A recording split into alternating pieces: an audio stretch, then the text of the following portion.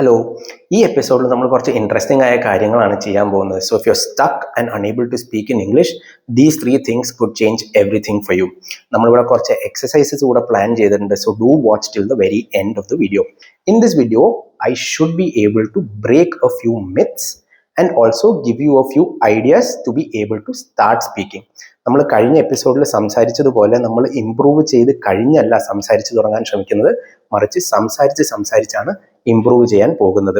So കഴിഞ്ഞ episode കാണാത്തവരുണ്ടെങ്കിൽ do watch the video.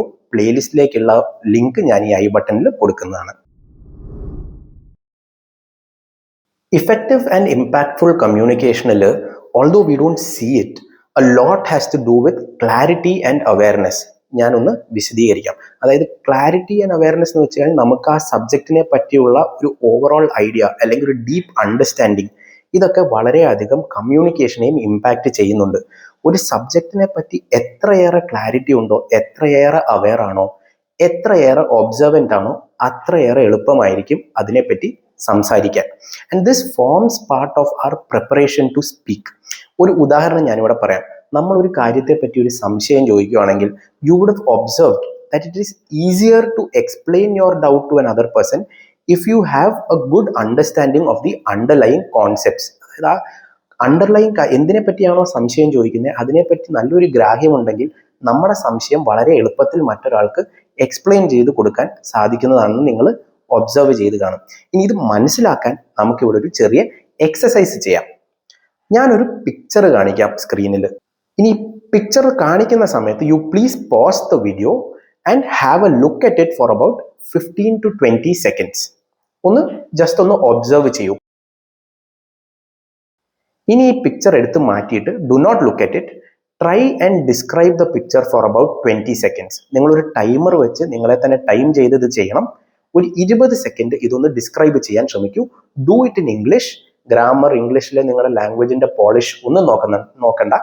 അറിയാവുന്ന ഭാഷ വെച്ച്, അറിയാവുന്ന ഇംഗ്ലീഷ് വെച്ച് നിങ്ങൾ പറഞ്ഞാൽ മതി. But do it in English. Describe the picture four 20 seconds.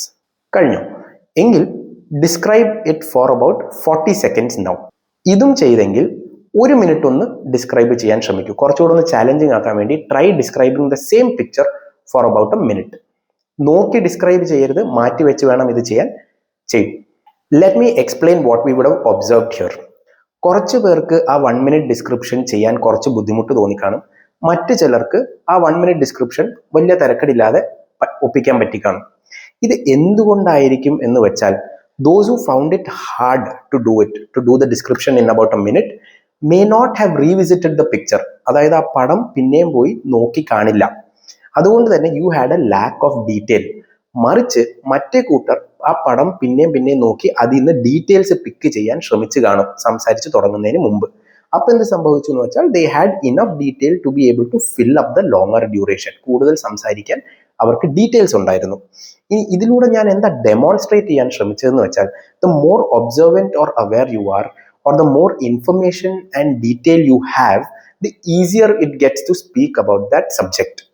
And നമ്മളൊക്കെ എന്താ വിശ്വസിച്ചിരുന്നത്, എ പീസ് ഓഫ് പേപ്പർ, അതിനകത്ത് നമ്മൾ നമ്മുടെ സ്പീച്ച് എഴുതി അത് മുഴുവൻ ബൈഹാർട്ട് പഠിച്ചു കഴിഞ്ഞാൽ നമുക്ക് ഫ്ലുവൻ്റ് ആയ ഒരു സ്പീച്ച് പറയാൻ പറ്റും എന്നായിരുന്നു നമ്മൾ പലരും വിചാരിച്ചിരുന്നത്.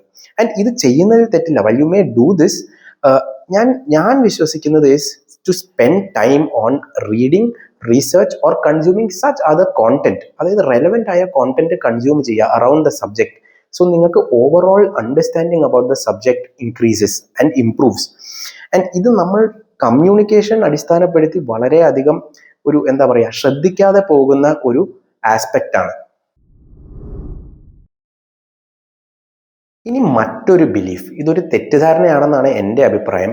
അതായത് most of us believe in a written speech. ഒരു വേർഡ് ബൈ വേർഡ് എഴുതി ഒരു 2 പേജ് ഡോക്യുമെന്റ് പ്രിപ്പയർ ചെയ്ത് അത് വെച്ച് സംസാരിക്കുന്നതാണ് പലർക്കും ഒരു ആത്മവിശ്വാസം തരുന്ന കാര്യം. എൻ്റെ അഭിപ്രായത്തിൽ ഇതൊരു തെറ്റിദ്ധാരണയാണ്. കാരണം we restrict ourselves by doing this. അതായത് അതിൽ നിന്നൊരു വാക്കോ ഒരു സെന്റൻസോ മാറിപ്പോയി കഴിഞ്ഞാൽ നമ്മൾ സ്റ്റക്കാവും. എക്സാക്ട്ലി എങ്ങനെയാണോ പഠിച്ചത് അതുപോലെ നമുക്ക് സംസാരിക്കാൻ നമ്മൾ തന്നെ നമ്മുടെ കയ്യിൽ ഒരു വിലങ്ങിട്ടിരിക്കുകയാണ്. അതല്ലാതെ എന്തെങ്കിലും സംസാരിച്ചു കഴിഞ്ഞാൽ നമ്മൾ പെട്ടെന്ന് സ്റ്റക്കാവും.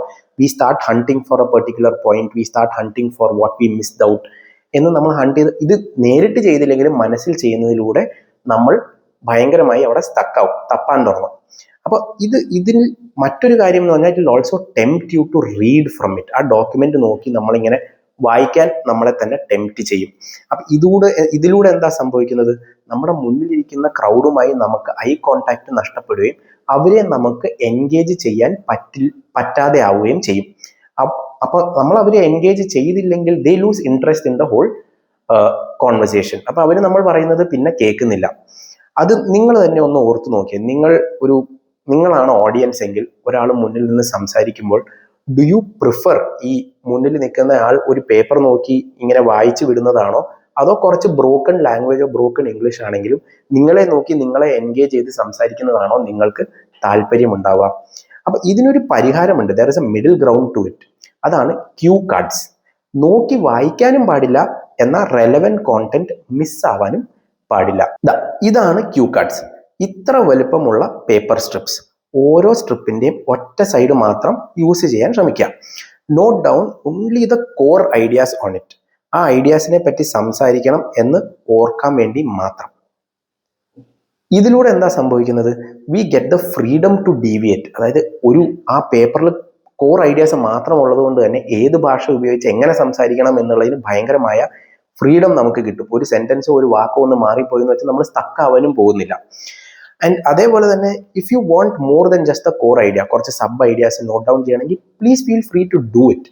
പക്ഷെ നമ്മൾ ഒറ്റ കാര്യം ശ്രദ്ധിക്കേണ്ടതെന്ന് വെച്ച് കഴിഞ്ഞാൽ ഒരു സ്ട്രിപ്പ് ഓഫ് പേപ്പർ ഭയങ്കര ക്ലട്ടേർഡ് ആവരുത്. ഒരു 3-4 വാക്ക് വരുന്ന ഒരു ഫ്രേസ് എഴുതാം, അങ്ങനെ ഒരു 3 പോയിന്റ് എഴുതാം. അറ്റ് ദ മോസ്റ്റ് ഒരു 4 പോയിന്റ്സ് നമുക്ക് എഴുതാം.